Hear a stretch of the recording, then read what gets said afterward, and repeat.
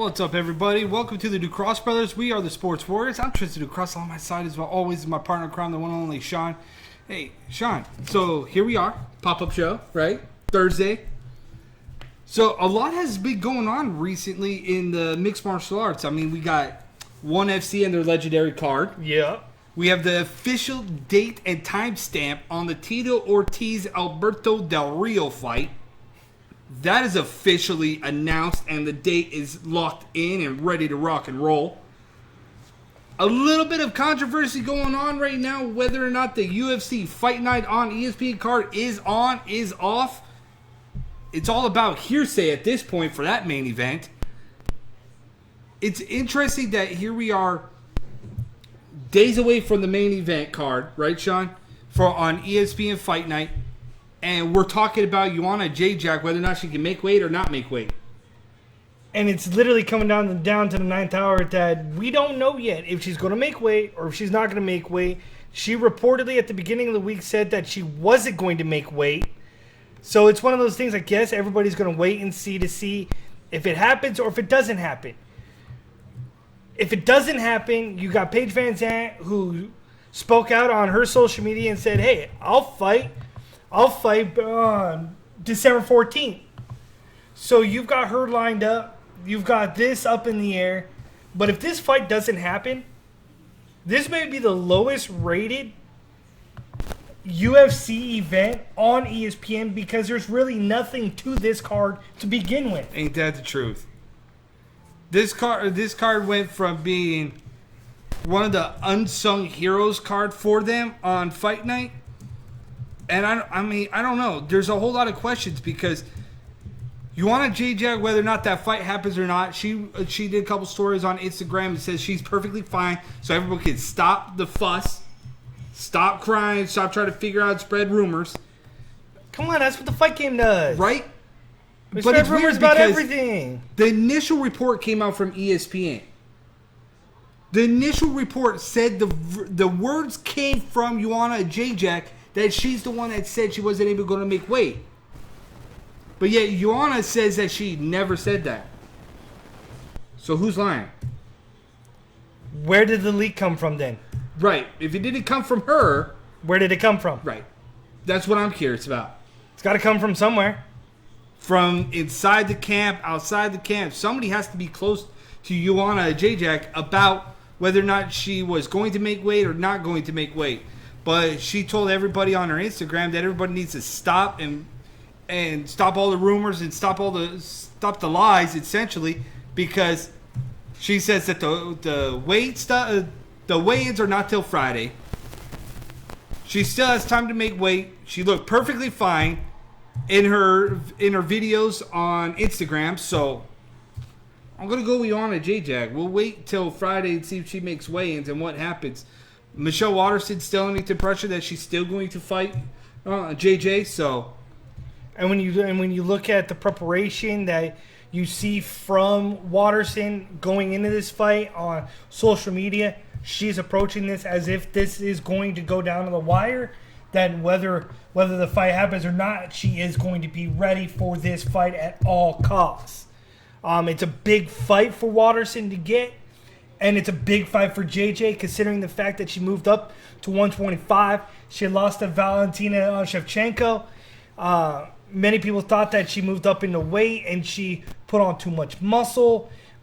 She just was too small for that weight class still. And then the reason for her weight cut in here at the 115 is because of the muscle she put on for 125. There's a lot of variables. There's a lot of uncertainties going on for this bout right now. And it's weird, isn't it? Because when you're talking about Michelle Waterson finally getting almost like her due, right? Getting a big fight where not a lot of people thought that here's this beautiful woman who's going to be able to do a whole lot of stuff in combat sports. And yet she has finally found her niche. And it's starting to stack bodies, stacking wins, right? Yeah. People initially said that, she's going to have to change her fight game. She's going to have to change how she gets inside that cage. She has done that. She's gone a little bit more to what got her to the dance, which was her karate. So she focused more on that. She has taken fights after fights. I mean, look, people said that she shouldn't have won over Angela Magna. She did. Tough fight, but she won. Said she shouldn't have won over Paige Van Zandt. Guess what she did? She won. She then gets the knock on the door against Carolina Kowalkiewicz, and people said she has no shot against her. What did she do? She won in dominant fashion. So go ahead, people. Keep downing the Karate Hottie. Keep downing Michelle Waterson. Keep saying that she can't do something. And she's going to basically show up and shut everybody up because you keep telling her that she can't do something, she's going to do it.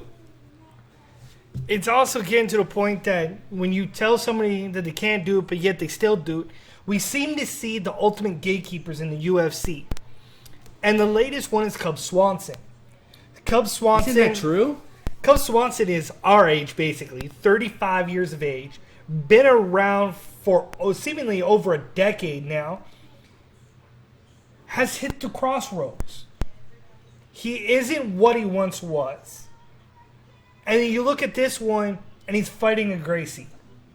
The guy that he's fighting is Kron Gracie. The guy that put the Gracie family back on the map, back on his back, and got them the first Gracie win since 1994. So you look at him, and you see everything that he's been doing, and what this Gracie has been doing at the levels that he's been doing it at, you're looking at why did he take this fight? And the only logical explanation that I can see why he took this fight is because it's a name. Cub Swanson is a name around the community. This hands down is the toughest fight test for Kron Gracie. But it's also almost the toughest fight for Cub Swanson because here's a guy that has hit such a rough patch. That trials and tribulations had hit him right smack dab in the face. This guy has hit a rough patch in MMA, in the UFC, and this is almost his do or die fight. If he wins, we're talking about another fight.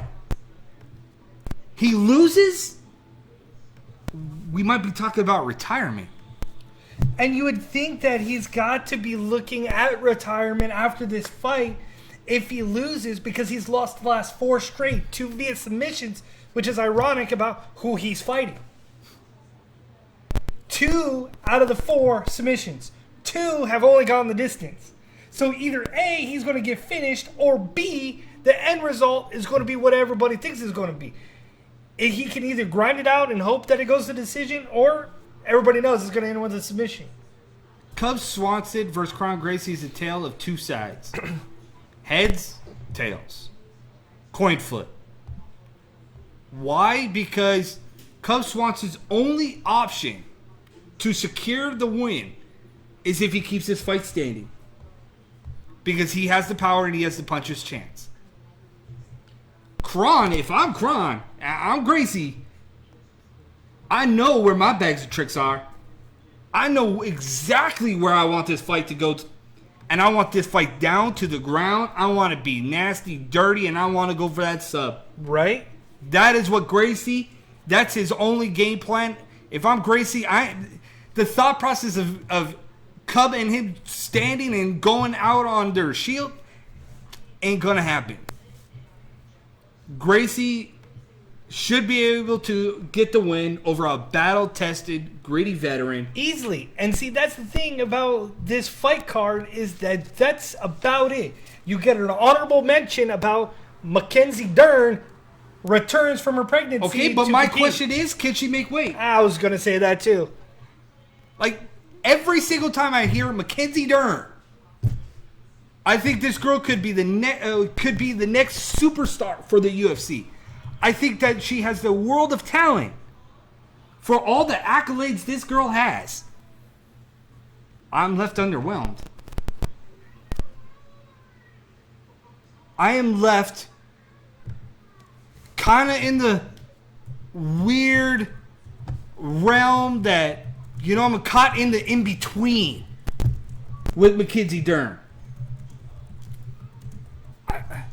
I expect so much from her, from the accolades itself. Then I see her fight, and I'm like, this is what. And we've where always, she is. Tristan, we've always talked about that when you discuss about women's cutting weight, Yeah. they tend to cut weight a little bit harder. Let's not forget, she's just removed from having a child. Yep. Where she hasn't really focused 100% on training and having to cut weight. So does that play into a factor? Yeah. This whole fight card has a lot of open holes and variables that are leaving it open for dissection or what ifs. And a little bit more of a conversation about where you see a couple fights going. It's like, thank goodness this is on ESPN Plus. Because, quite frankly, you want to pay for a pay-per-view card. No. Dude, they could have thrown this on ESPN 2 and called it a day. That's how suspect this card is for what it's going on. But who are we to really judge? Absolutely. But we're the Ducross Brothers Sports Warriors. We are right here on YouTube. So be right back. Sit tight, grab a beer. We're going to talk about the new date for the Ortiz and Del Rio. We got other MMA news, combat sports news. Wild, crazy week in the WWE. And we'll get to that. More with the Ducross Brothers. The Ducross Brothers, the Sports Warriors, is a combat sports talk show with opinion based on what is going on in the world of combat sports. From MMA, Muay Thai, to boxing, you name it, your boys got you covered.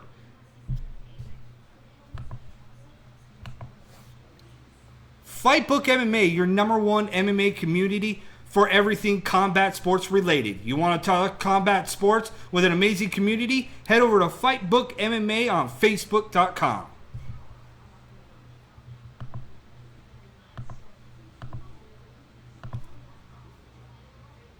Welcome back to the Sports Warriors, the Ducross Brothers. I'm Tristan Ducross. This is my brother, Sean Ducross. Thank you for tuning into us, guys. Appreciate it. I know it's a little bit of a different day, but he has daddy duty, so we do the show when we can do the show now.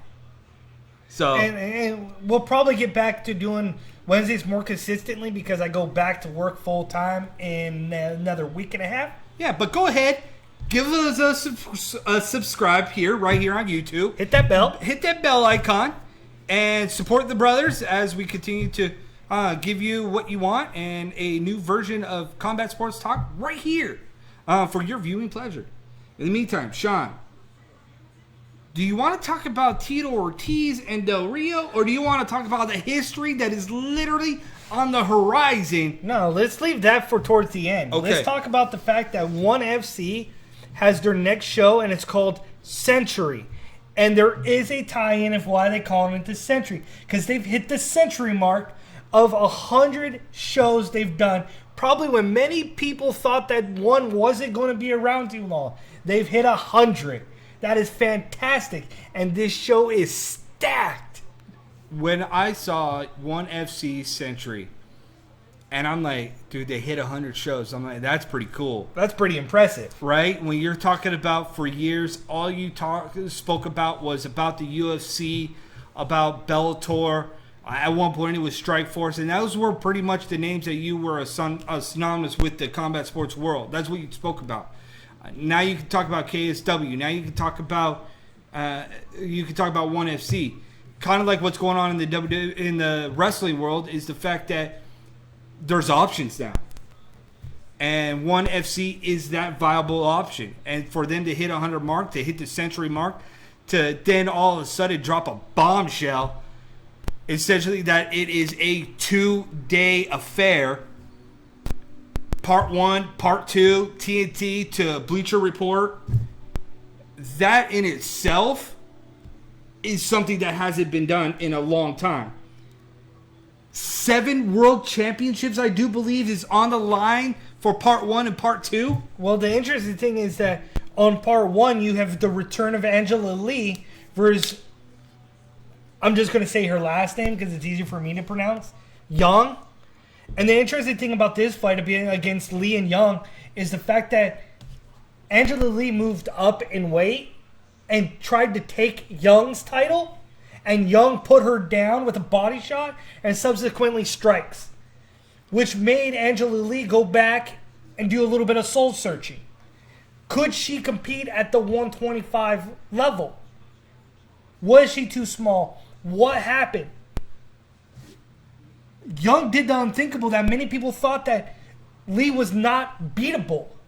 When you enter the level that she was at for so long and ran the gauntlet for so long, became the face of ONE FC. Also, let's just put this into perspective too, Sean. She is 22 years of age. 23.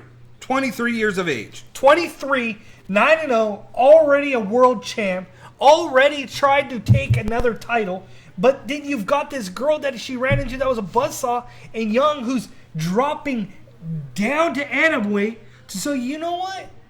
Hey, Lee, you try to take my title, I'm going to try to take your title. And then I'll become ONE FC's double champ. So how does that now play into Angela Lee's head of, okay, I couldn't beat her at her weight, but can I beat her at my weight? Either way you cut it, that's an incredible fight. Brandon Vera's on this fight card. That's another guy. Brandon Vera is a current ONE FC heavyweight champion. But Brandon Vera fights once a year. Brandon Vera on this fight card is aiming to be a double champ. He's not fighting at heavyweight. He's fighting at light heavyweight. He turned his career around by going to ONE FC and has finished the last 4 fights viciously, most notably with the soccer kicks. Again, you look at the ONE FC's 100 card, right? 7 title fights. 2 of which you could see a champ crowned. Double champ crowned. Not to go away from that, but don't forget that you also have your finals of the Grand Prix on this card. Eddie Alvarez versus Diggy. Flyweight Grand Prix Championship. Demetrius Johnson versus Danny Kingad. This card, from top to bottom, full of exciting fights, and the possibility of finishes are historic, just like the 100th century mark. You cannot sleep on this card. Yushin Okami is on this fight card versus Tahini. And I hope I said his name right. But this was the guy, I did some research on Tahini. This guy was a future top round prospect, okay? This guy was a bad man. Started hitting a little bit of a tough patch when the going got tough and kind of had to take a pause and a step back. He had his ups and downs. But now he's finally turned that corner. Again, it's all about experience. It's all about dedication. It's all about work. And you got Yushin Okami, who's coming off 3 straight losses. But he's battle-tested. Been around the block. This is the ultimate test for Tahini to kind of finish off that corner turn to head towards the direction to claim a title. That's an awesome feat in itself. Because a lot of these guys that are with ONE FC has been around for a while, but they are young. They've had their fights. They've been tested inside that cage. Now you're just starting to add some names to that. So then you know exactly who they are. They're getting that little bit of that rub going on, to use a wrestling term.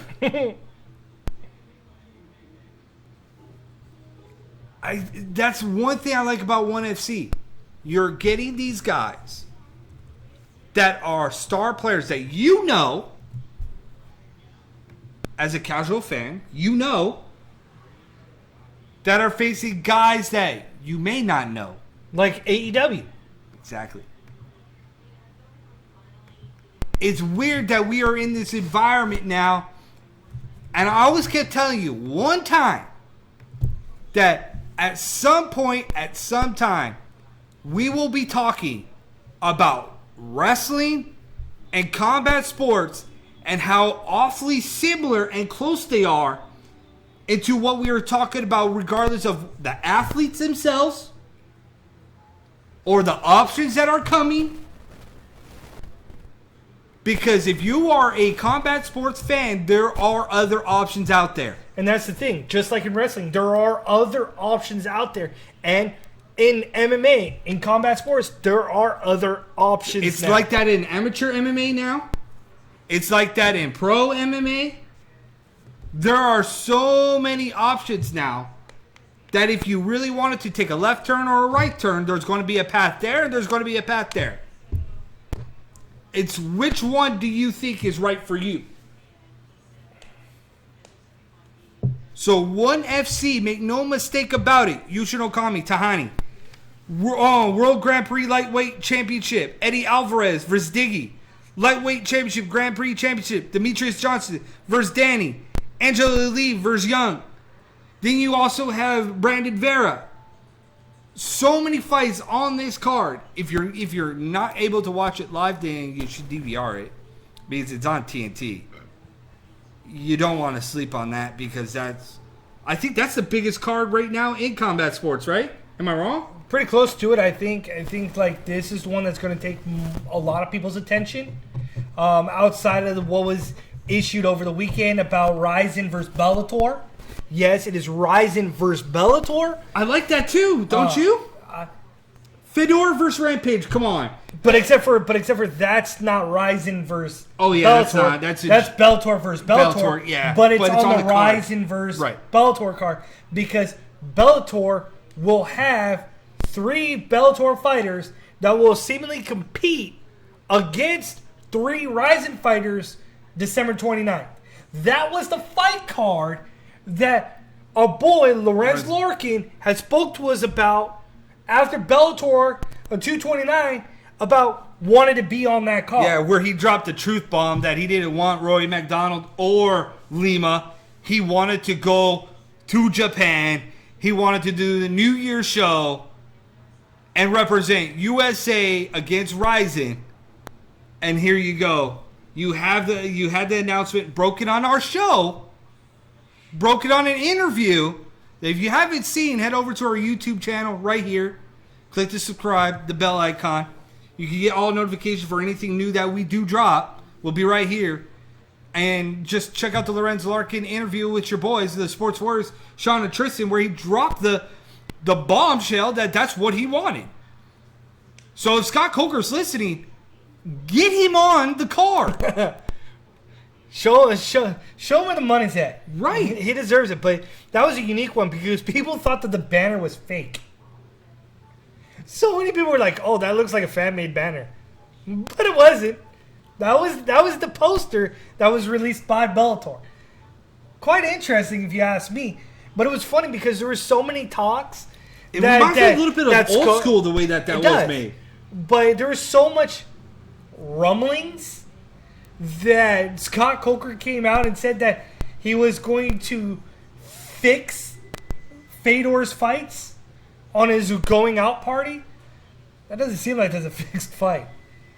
Well, it depends on which Rampage you get. Think about it. Why? Because you think we may go back down the channels of Chael Sonnen and Theodore Ortiz? The last couple of fights, not really impressed with Rampage. So, my question when I first saw the Fedor and I saw the Rampage fight, I'm like, oh, that's a pretty good matchup. But then I'm thinking, like, well, it depends on which kind of Rampage you get. Yeah. Do you get the hungry, savvy veteran that might want one last championship run? Or do you get the guy that, well, I'm here to collect a payday, and I'm going to be a name for Fedor, so if he wins, cool. If I win, cool, kind of thing. Right? Yeah. That's kind of the way that I look at it. It's kind of what I feel like right now with the King Mola Wall situation, where all of a sudden he comes out and says that he has one fight. Literally his retirement fight. But it's like he slowly faded off into retirement. And he chose Andrew Cabal? Why? To put him over? I'm so proud of you. So proud of you. You've come such a long way from being out of wrestling to also coming back home to wrestling. So proud of you. Busted Open would be proud of you. It's not that hard. Tag Dave LaGreca in this. I got my brother to start watching wrestling. But it's just, I don't know. That fight. There's a lot more left for my imagination on that fight. Realistically, Sean, give me your odds of Rampage winning that fight. Versus Fedor? Yes. I think I want to know your odds. I want to know. I think the odds are in Rampage's favor for sure. And I think that fight ends in the first round with the right hand by Rampage. Really? Rampage doesn't have a chance. He doesn't have to go into that fight and think that Fedor is going to try to take him down. Fedor's got to still withstand some type of power that Rampage has. And you think Rampage has the opportunity to knock him out? Yes. And I feel bad because then then there is going to be no farewell tour for Fedor. Fedor will retire in Japan, where he started. On his shield? On his shield. Going down swinging. Guns blazing. Pride days. Don't be surprised if we see a bomb from freaking I was going to Rampage. say that. Do we see a power bomb from Rampage? I wouldn't put it past him. Sean calling it. Right here on the Sports Warriors, the Ducross brothers. My brother's calling it. Knockout. Right hand to Fedor. Out on his shield. Like the Pride Days. Back home. Is it possible? Very possible. I would love to see that Fedor ends Rampage and just says, stop playing this fight game. Just stop. It's passed you by for some reason. You are no longer the same fighter that you were years ago. It's my time and time to shake it. So, more the power to him. But Sid Shine, you like to talk about wrestling now. We'll talk about that when we get back from a commercial. Yes, we will. We are the Ducross Brothers Sports Warriors. I'm Tristan Ducross. This is my brother, Sean Ducross. Going to go to a break and come back out strong and finish up the show. The Ducross Brothers Sports Warriors, your combat sports talk show with opinions and breakdowns on all things combat sports, with Sean and Tristan Ducross.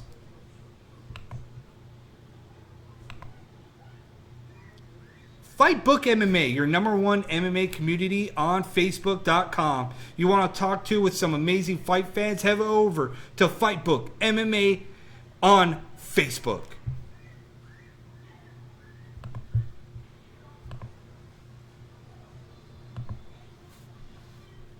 All right, everybody, we are back. We are the Ducross Brothers Sports Warriors. I'm Tristan Ducross. This is my brother, Sean. We are a combat sports talk show. So in the meantime, sit back, enjoy. I hope you are enjoying the show. Give us a subscribe down below. Hit the bell icon Give for us a notifications, thumbs up. right? Hit the little thumbs icon and show that you like our show. In the meantime, guys, wrestling's here. Whether you're a combat sports fan, boxing fan, Muay Thai fan, it doesn't matter. You should be involved in all things combat sports related. Right? I think so. You should be pulling whichever way because it's a unique tie-in. Right, because wrestling, regardless of pro wrestling or wrestling, it's been around for decades. Been around for a long time. And make no mistake about it, everybody in the combat sports world, all fighters, has, at some point, Sean, cut their own version of a promo.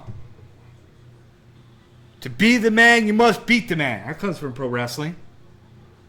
Styling and profiling. That comes from wrestling. How you carry yourself outside of the cage or inside the cage. That's pro wrestling. You have a character that fans need to buy into. It's pro wrestling. So everything at some point ties into pro wrestling, and here we are. Cain Velasquez, part 1. Cain Velasquez was in AAA Mexico. And did pretty well, might I add. Yes, he did. Looked good, too. With Cody Rhodes of AEW. All Elite Did a Wrestling. Hurricane Karana, springboard off the rope, Pretty with an arm athletic, drag. right? Like, for a guy who has essentially what many people thought were bum knees, He can hold his own inside that ring. he can actually go. Yes. And he shows up on the premiere of SmackDown on Fox with Rey Mysterio, 619, and showed up and was involved in an altercation with Brock Lesnar. I'm trying to be positive with the WWE because lately the WWE has a lot of freaking holes and issues in their storylines and how they're bringing people in. So many issues. I literally could do a show on just the WWE on how bad it is right now. But what is interesting is that when Brock Lesnar destroyed Rey Mysterio, my first reaction was, oh, they're going to bring in Kane. That was like clear as day, clear cut that that's what they were going to do because here's a big star in Mexico. Rey Mysterio, one of the beloved fighters and figures in pro wrestling in the San Diego area, as well as back home in Mexico. Very, very respected. You destroy him and his son, and you don't think that he's going to go out and get back up?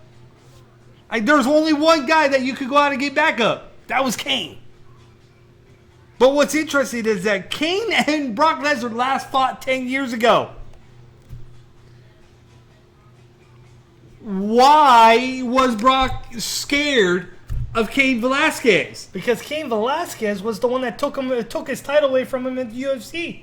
Bro! And beat him so bad that, yeah, it makes sense for him to quiver and hide and run. Even though, to me, story-wise, It's Brock Lesnar's ring. right? He's the beast incarnate. So why would he fear Cain Velasquez coming into his world? Because that was 10 years ago, bro. 10 years ago they last fought. Cain Velasquez is not even close to being the same fighter he was 10 years ago. There was no reason why Brock Lesnar should be scared, coward, in a corner, take the onslaught that Kane did. It made no sense. None. But come Crown Jewel, and I'm going to break it right here. Come Crown Jewel, Friday on SmackDown. Here's a spoiler. Cain Velasquez versus Brock Lesnar at Crown Jewel in Saudi Arabia. I feel like I'm Paul Heyman right now. I'm going to get another spoiler. Friday night on SmackDown on Fox. We're going to have the draft. And a big announcement will also be made that we will see Tyson Fury, the Gypsy King. See? He has the name the Gypsy King, Sean. Right? Gypsy King. That's a character. He gets to wear all his flashy gear, show up at WWE, and he will take on Braun Strowman at Crown Jewel in Saudi Arabia. It's going to happen. Love you guys, but there's a spoiler. But when I read that Tyson Fury and Braun Strowman are potentially going to be in a bout at Crown Jewel in Saudi Arabia, I was like, to me that comes off as WWE is digging and grasping at straws to get ratings. And it was very awkward to watch Tyson Fury and Braun Strowman do a promo. Tyson Fury talked a little bit better than Braun. Kind of. But then their brawl was awkward, and boy, is Fury long and lanky. Like like lanky. Like his arms are super long. I was like, ooh, this is so hard to watch. No, what was hard to watch is, did you see his knockout punch to Cesaro in the dark match?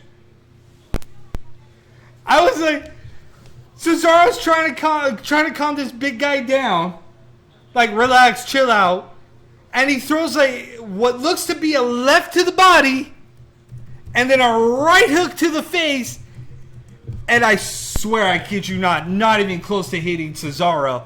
And Cesaro tried to sell that like a champ to the fact that he looked like he was Shawn Michaels taking a stunner, or no, The Rock taking the stunner from Stone Cold and just absolutely overselling it. No. I disagree. Because what was weird about that situation between Cesaro and Fury was, while the shot looked meh, I didn't think Cesaro sold those two punches as well as he could have, considering the night before at the Hell in a Cell when Braun Strowman caught AJ Styles. Oh my God, that was the top rope. That was. And that's how you sell a punch. That's what I'm saying. So I would like Braun Strowman hit him with that right, coming off with that phenomenal forearm, and dude, the way he just went straight stiff like a board. Like that is like AJ Styles, you get an Oscar for that. Right? But then Cesaro like, he sold that, and then Cesaro takes a punch and he's like, bro, what are you doing? Like, go take your acting lessons from AJ Styles. You never sold that. I would rather have seen what AJ Styles would have done if he got the hands from Fury. AJ Styles is a champ. I mean, the fact that he was wobbling and he's like, no, I'm okay. And then he stumbles and falls again like, no, I'm okay. Like, no you're selling this way too well. No, dude, you're not okay. You were just flying through the air, took a right to the chin, and you go lights out like a board. Like it was actually like as if you were watching a real fight, and you get caught and you go down stiff as a board. It's like Sonny Guevara last night getting knocked out. And Sonny Guevara was like this on the ground. Sammy Guevara? Yeah, Sammy Guevara. Remember? Yeah, when he was like this? How long are you going to stay there? Right? He's so better than Cesaro. He must have stayed in the ring for like 5 minutes on his back. I was like, what is he doing? Right? We could not stop laughing about that. If you guys haven't seen AEW, please go watch the main event. Sammy Guevara, supposed to be the future of the business, and there was a spot in the ring where he was literally on his back the whole entire time. Poor guy didn't even move. He got knocked down, and his first reaction was 2 fingers up. Bang, bang. Channeled his inner Cactus Jack on his back. Oh, my goodness. But speaking about being on his back, we digress. But being on his back is the way Robert Whittaker went out with a flat-footed left hook that dropped him. And Israel Adesanya says, I don't have power? I don't knock people out? I went from being in the nosebleeds to making your nose bleed. Boom. Mic drop. That's how you do that with Adesanya. All the props to him, right? Yeah, and now and this bull is by far the biggest UFC event, I guess. It was reported by MMA Junkie. They drew 57,000 in Melbourne. That is crazy.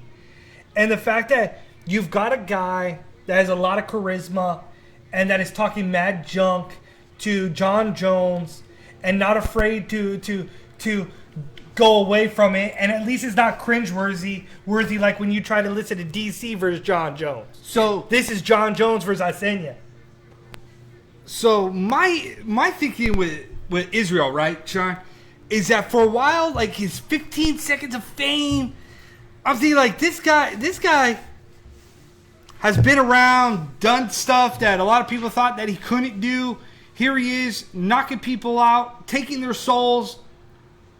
And is it just me, or is now I'm so invested in Israel that I honestly really think that if anybody has a shot to dethrone John the Jones? baddest man in combat sports, the most dominant athlete of our time in the UFC, in John Jones, he can do it?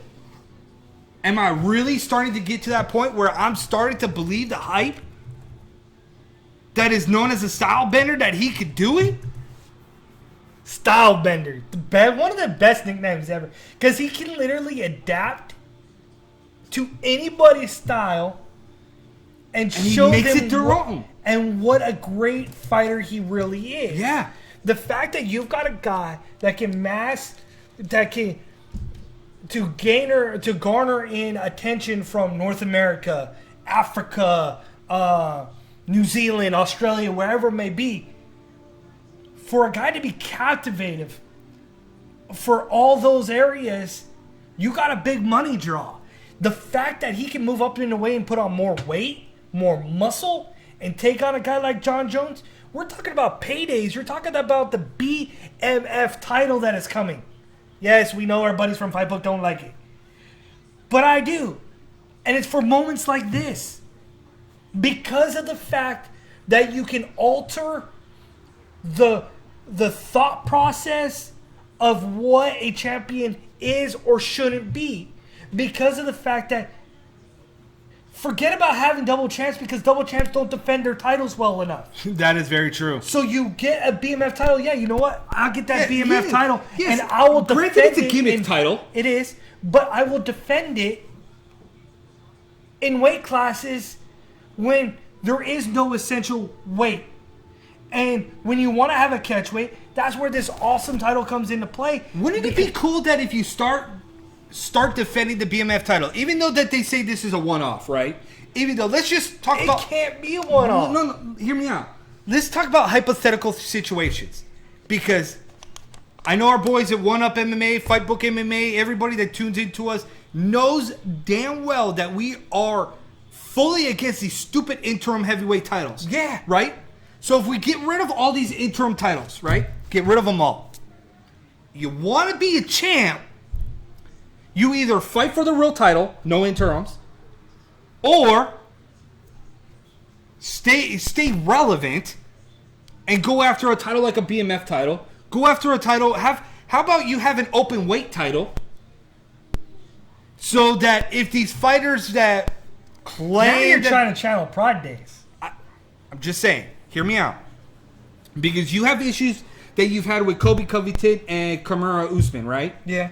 So you've had an interim title even in though place. that seemingly that deal's been done or is getting done, and Right. they will fight in December. But so you've had interim titles come and go as you please. So in my eyes, you have a fake title for a real title. Basically, you have to unify the title, right? yeah. To officially declare yourself as the end-all, be-all world champion. So why not create a title that would be meaningful to somebody?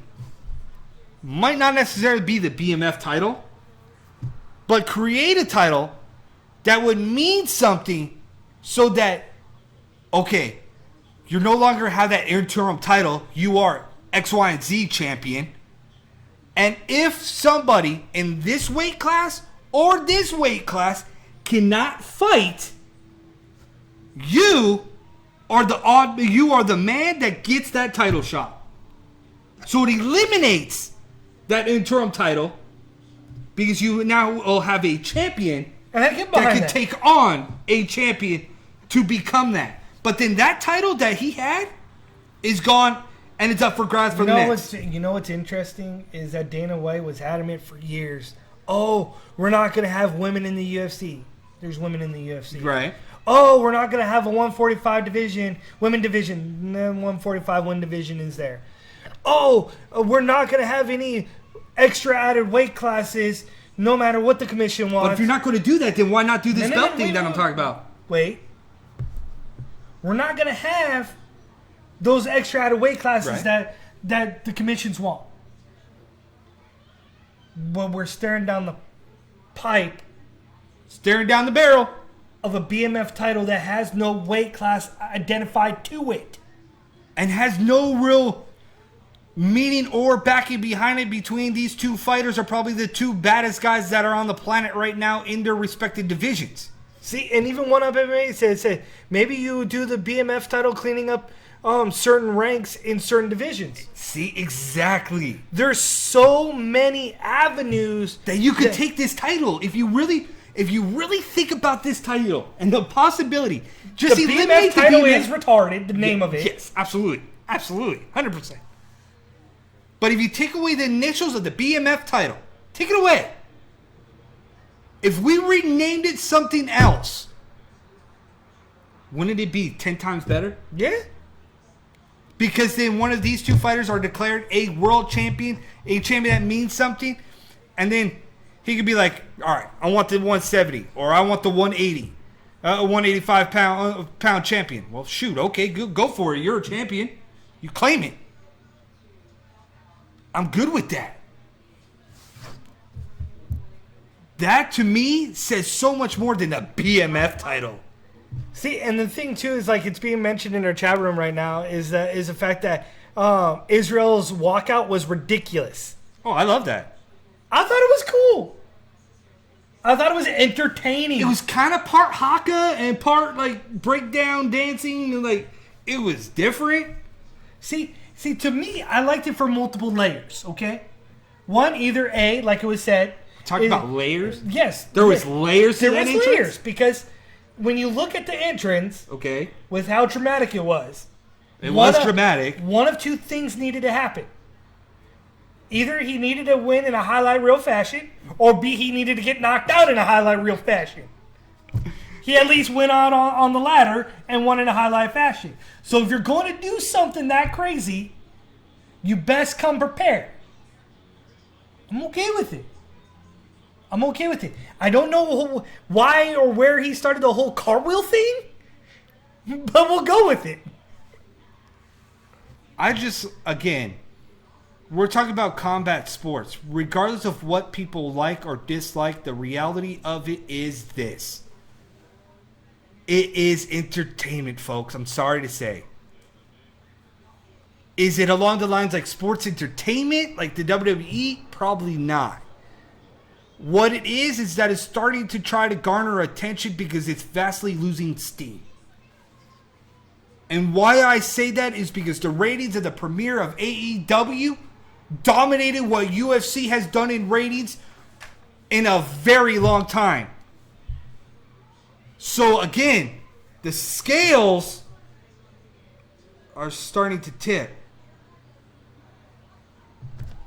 So at that point, gotta chalk it up for what it is at this point. But which ways are the scales going to tip when you get to December 7th on pay-per-view?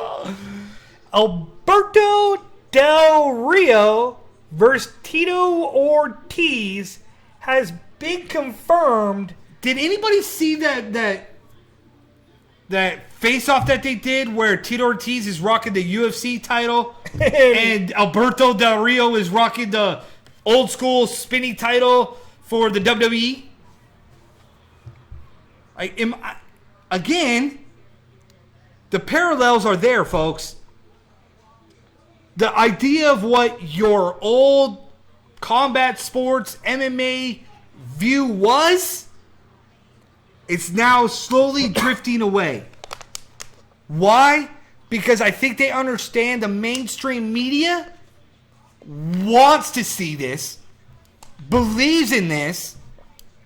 Is that true? I think so. I honestly do. I think that the people want to see Tito Ortiz versus Liddell 3 at Oscar De La Hoya's Golden Boy Promotions.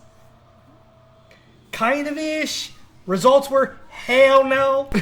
That was very true. Alberto Del Rio versus Tito Ortiz. Do the people really want to see this on pay-per-view? I think Mexico and what Alberto Del Rio does and what he has done for Combate Americas, I think that is huge. I really do.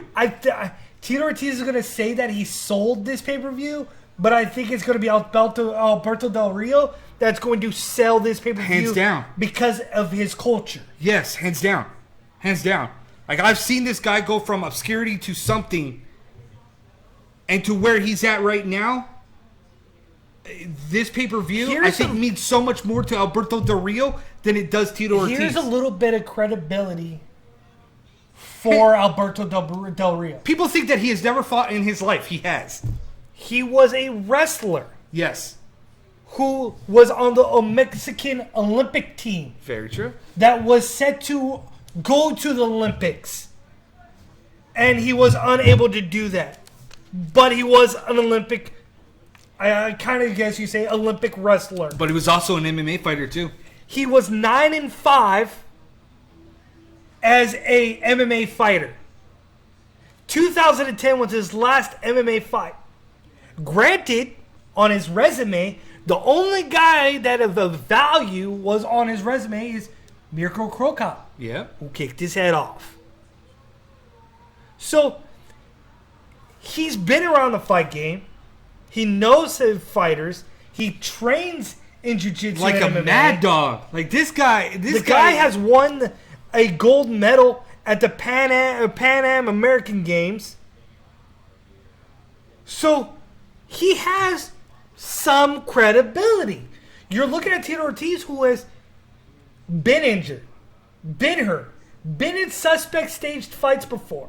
Most notably, Chael Sonnen. This should be no different. I would not be surprised if I pull out the bold prediction and say that Alberto Del Rio is going to win with an armbar. Is it just me? I kind of want to see that. Because to me, it ruins Tito Ortiz's legacy. Oh, yeah. Tito Ortiz can't lose.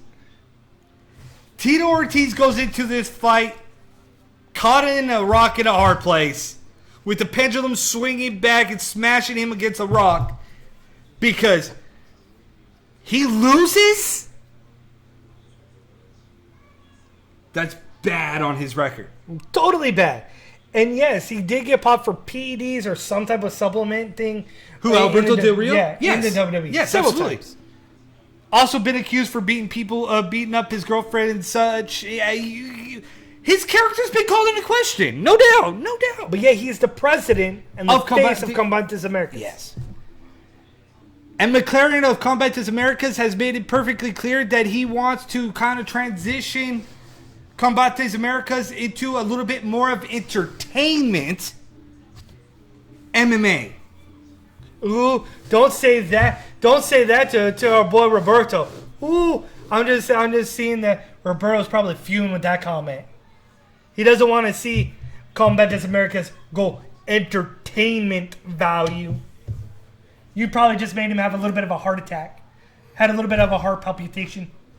Skipped a beat a little bit. Well, he also works in that nursing field, so he should be okay. He should be able to handle it. He should be okay. If not, go to Jackson Week MMA and check on the fighters over there and make sure that the main fight card is still okay. But that's about all we have, guys. We are the Cross Brothers Sports Warriors. I really appreciate you guys tuning into us. Thank you guys for joining the chat room here on YouTube. Give us a subscribe. Thumbs up. Right? Click the thumbs up icon and shows that you like us. And we will keep coming back. Hopefully we'll get back to our normal Wednesdays at 12 p.m. Pacific Standard Time right here on YouTube. In the meantime, check out our other videos. We got Lorenz Larkin's interview that was crazy, that he dropped the bombshell about that he wants to go to Japan, wants to face Ryzen and represent USA and get a title shot. So that was pretty cool to have, to be able to sit down and talk to him too after his victory over Korshkov. So in the meantime, thank you for tuning in. We're the Ducross Brothers Sports Warriors. Until next time, we are out of here.